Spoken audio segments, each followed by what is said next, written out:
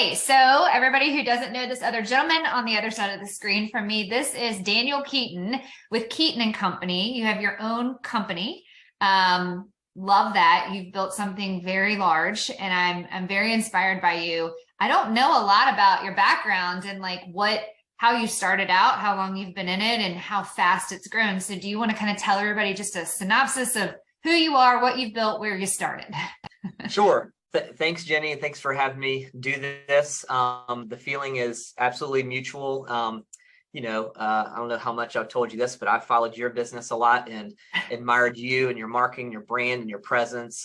So if there's good stuff in us, a lot of it's been inspired by you and other great folks, in our market. So yeah, thank you. So man, to try to make the whole story as short as I can, I got into real estate about 11 years ago. Wanted to get in because my wife was a nurse, and she had to work the night shift because we weren't paying all of our bills because I had a part-time job working at a church. And so I said, okay, I'm going to get real estate, sell little houses and make some side money. And I really was not good at it for 2 years. I struggled, floundered, and I think I sold 6 homes each year, and they were averaging $100,000 a piece. And so I almost quit my 3rd year, figured some things out. And what I learned was real quickly that when you get into real estate, you think, at least I did, all my friends and family are going to call me to help, to buy and sell. And some did, but not as many as I thought. And I said, I got to find business myself. And so I grew up in Goochland County, and many generations of my family back there. And so I said, I want to make that my niche. I grew up on a farm in Goochland. And so I liked land and property. So I wanted to make that kind of my niche and the people that I connected with. And so I developed a website called Goochland Living. And my brother, Josh Keeton, who's a digital marketer, has a great business now, but he was starting at the same time I was. So we were both experiments for each other. He developed this website, and it blew up, and I started to work online leads, and grew for a couple years and got busy. And a couple years into that, an agent came to me and wanted to partner as a team. I wasn't really looking to build one. I never thought it would become what it is today. But I had a new inspiration when she came along. Her name's Rachel Porter, amazing agent, and she crushed it her first year. And I kind of gave some informal coaching and said, do this, don't do this. And that really inspired me to kind of shift my passions from helping buyers and sellers to I saw what real estate could do for people and how it changed their lives. And so that's where I am today. And fast forward years later, 2020, we decided to start an independent firm. We had about 17 people. Our launch party was Friday, the 13th of March, the day COVID shut everything down. It was wild. And so we go home, and I'm like, how am I going to pay my staff's bills? We had 20 deals fall apart like that.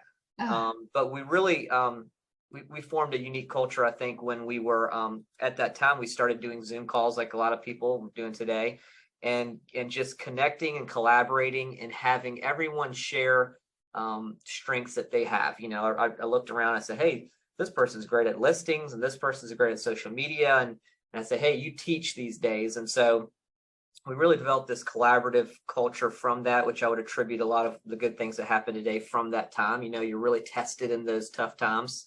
We didn't come back to the office for 2 or 3 months after that launch party.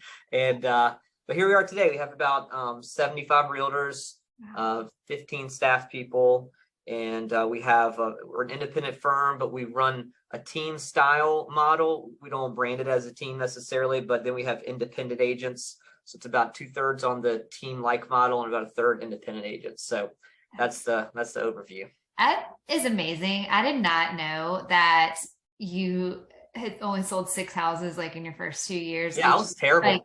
That is such an amazing story, because I would never have guessed that. I'd been like, oh, he's been successful since day one, and now he's built this 100-person company, and like that's really cool. So anybody who's listening to this that is just out the gate and they've only done a little bit, it doesn't mean that that's where you are limited. If you can, it sounds like your brother being an online digital, like, is kind of what got you into that online lead world, which is very different from a lot of people, especially you know, if you've only sold a couple homes for 2 years, you might like not feel confident to go and work Yeah. online leads. Yeah. I almost quit. I was really close to quitting because when I looked at all my income and you subtract all your expenses and taxes, I'm like, I didn't make any money for like 2 years. And so I'm glad I didn't. But I tell people when I'm talking to new agents that are coming in, I'm the one who says, don't be like me. You know, Yeah. you're Yes. probably one of those folks who came in. Yes. I think you crushed it. A lot of people did, but I'm like, don't do this. This is where I failed, Uh-huh. and these are the things I learned. So That's yeah, I'm happy to share exactly. my flaws. That's exact. And in your heart of coming from contribution and saying like servant leadership, you're leading based on what didn't work for you and what did work for you. And I think that's the authentic part that people are drawn to you for, and myself as well, because I'm just like, hey, don't do it that way. I'm telling you, Yeah, like yeah, that yeah. didn't work. Been down I've that learned road. through that. Yeah, yeah, And what I admire about you is that you've built it and it's working. And I personally have tried to do, I had a brokerage and I ran it like a team. And then I had the like general brokerage part.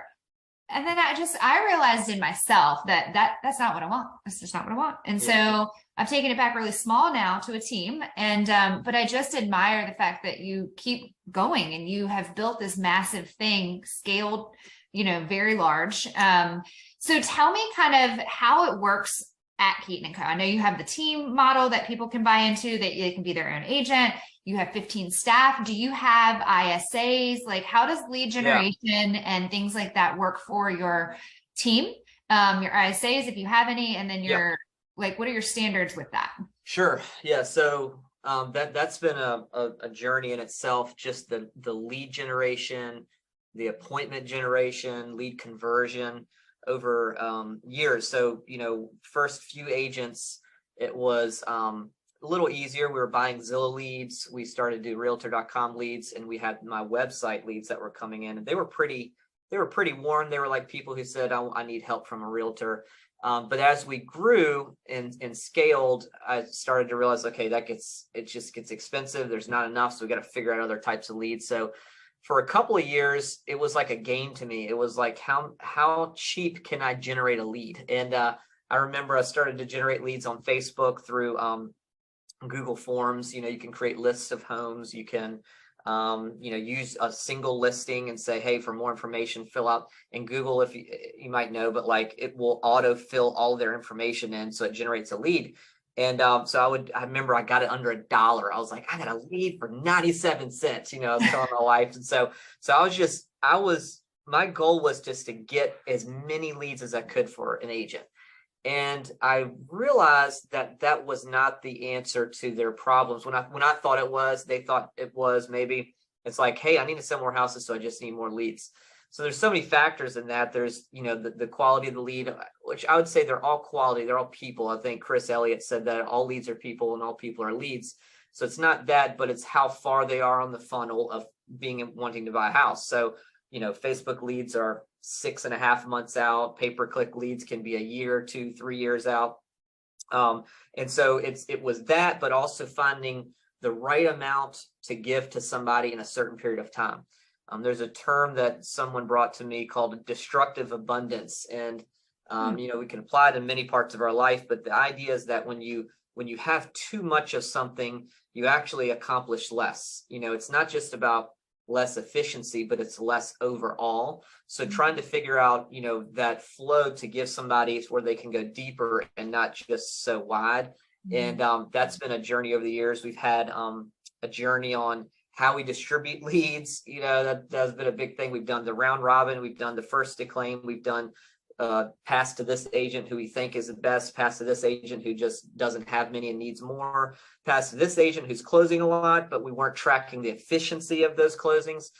And so it's just been this journey. We recently, in the last year and a half, we've developed some systems behind that. So we realized that really an agent, to be a great agent, you have to be in the field. You have to be talking to people. You have to be working with clients, showing houses, listing property, writing offers. And to be a good online lead appointment setter, you can't really be a good agent. Like those two things are hard to do. And so we started to develop inside sales. We have this one guy, Ben Swicegood, who's a master at it.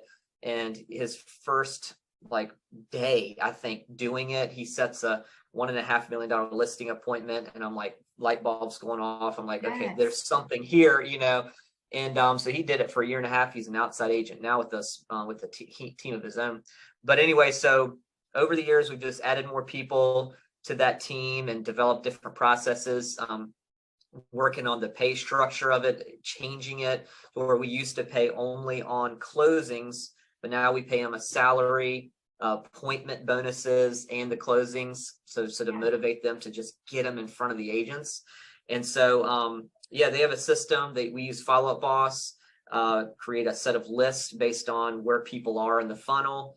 And then we have this system called Maverick that distributes the leads based on several different factors, but there's an algorithm that if they have a higher efficiency rate, they're higher up in the list. So, you know, when somebody says, hey, I need more leads, want more leads, well, one solution to that is convert the ones that you have and you get pushed up the list. And the system does that on its own? Like it's a very smart system. It's it's going to be we're on like the beta version of it. It's going to be publicly launched in the end of Q1 is what they said.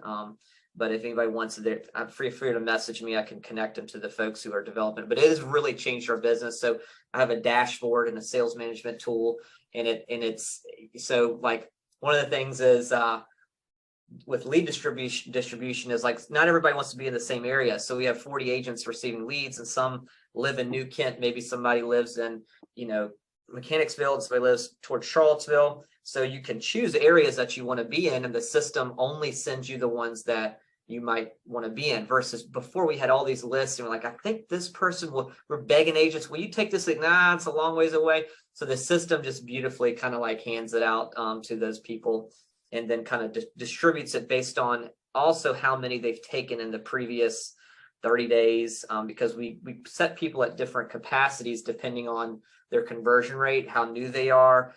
Because again, in the beginning, we're like, just dump a ton of leads on people and like they'll figure it out. But what happened? They would dig themselves in a hole that was hard to get out. So now it's more of a trickle effect. Like, let's give you a few, see how you do with these appointments. And if you need help, let's slow it down and let's help you with where you might be hitting a wall. You know, is it you're not meeting them? Is it you're not able to get them to write an offer? Is it you're writing bad offers?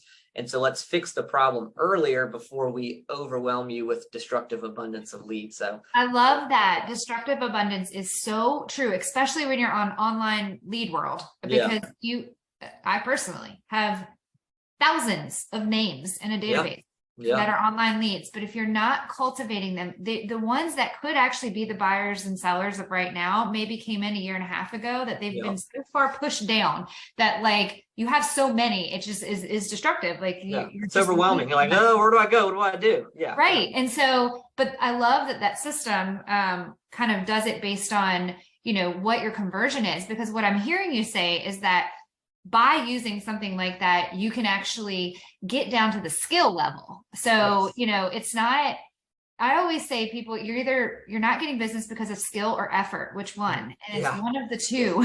And you can have all the effort, but if your skill sucks at converting, then you will have all the things, but you're not going to be able to convert it. So what I hear you saying is that y'all measure that and you look at it and you're like, okay, let's take it back and like work on your skill of converting or why they're not writing or whatever it is.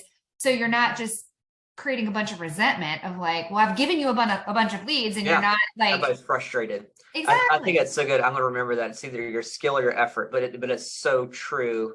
It's so profound. And so, you know, if you're helping somebody and they're trying to build their new business off of internet leads, there's a funnel, right? There's a percent on each part of the funnel. So of the appointments we've given, how many have you met? Of the people you've met, how many have you got a buyer agreement? Of people of those, how many are you submitting offers for? And then so on.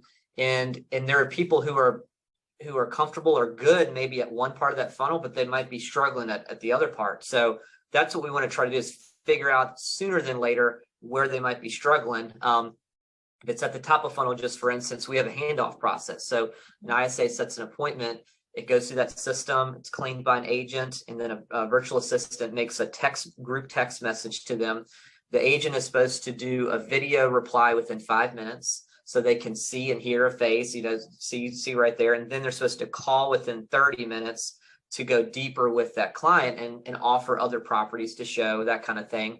And so when we found that they do those two things, we could track all this, they're 20% more likely to meet them. So in other words, our average met rate is 75% of the appointments that we set. An agent that is not doing that is probably going to be around 50 or 55.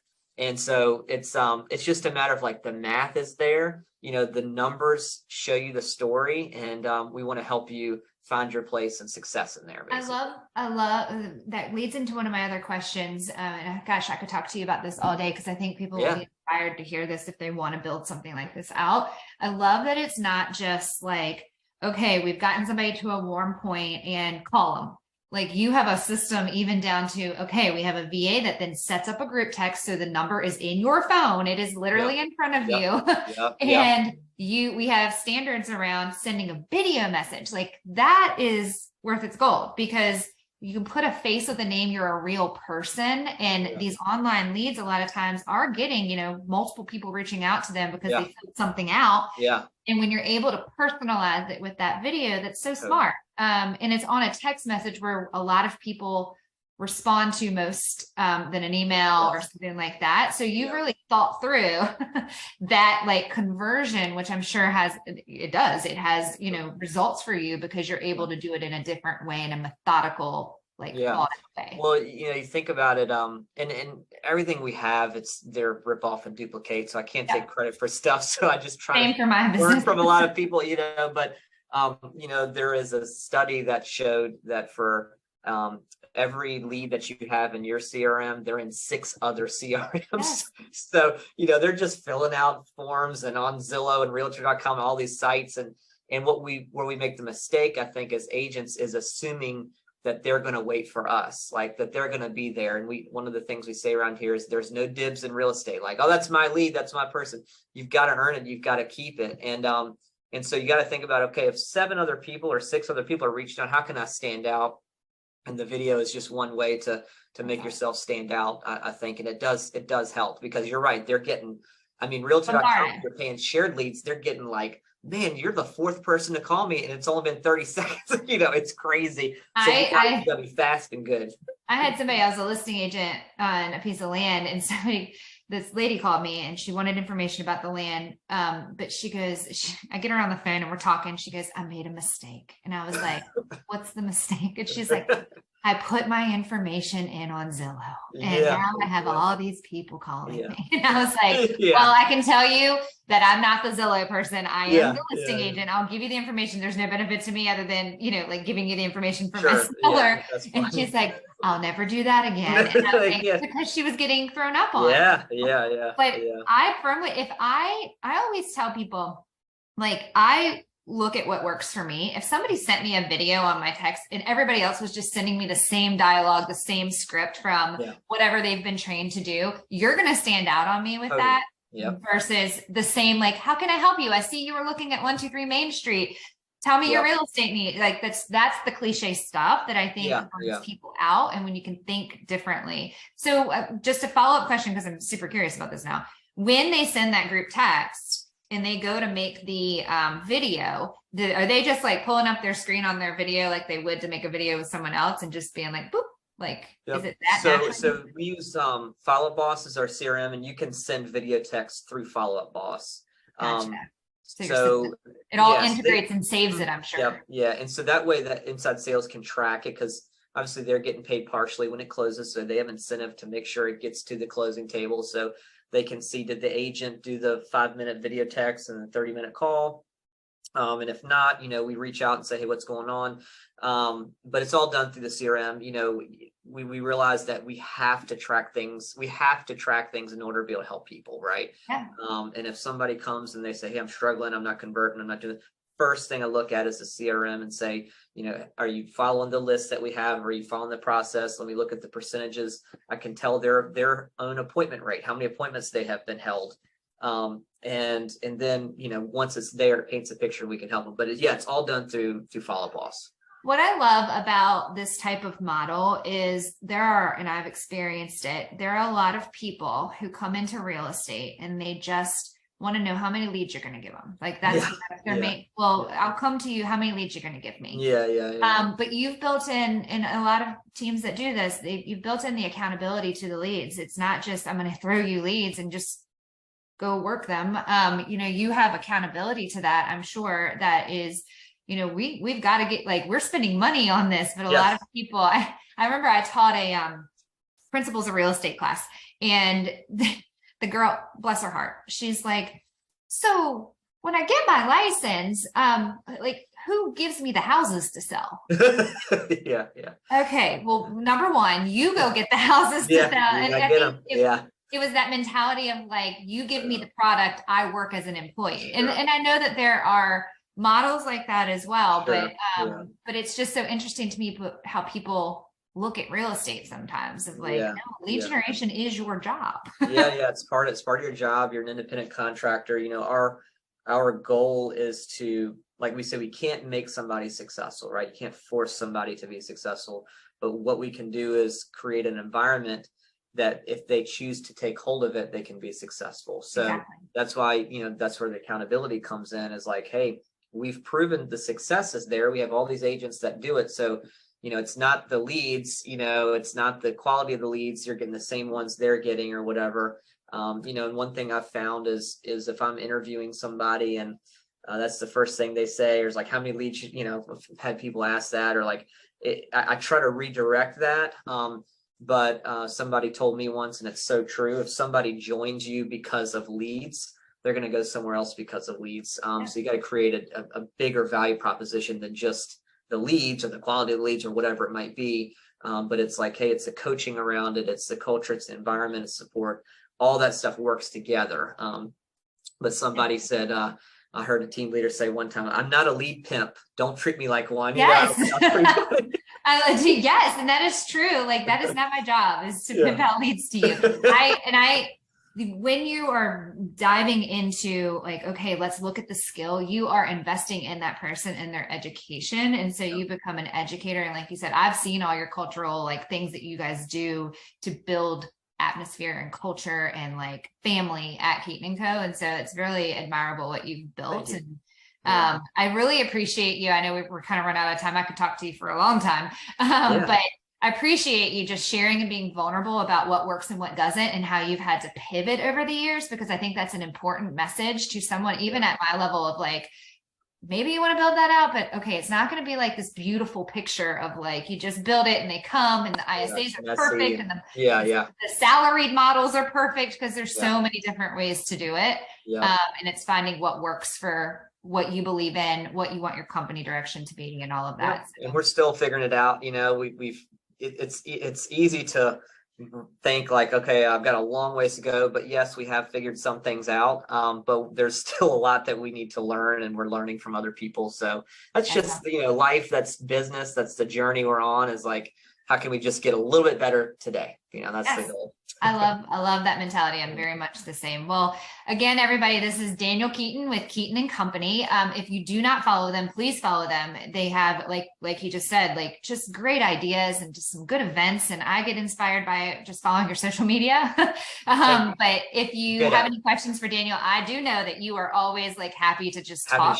We've had coffee together before, and I've been like, how did you do that? And you just like say, here it is. Happy to share whatever I can. Thank you. I appreciate you being on here and a part of the panel. Thanks for doing it. To you excited for more panelists. I'm excited to learn from the other folks. So thank you for putting this together. Appreciate it. Awesome. All right. Thank you. Thanks, Jenny. All right. Bye.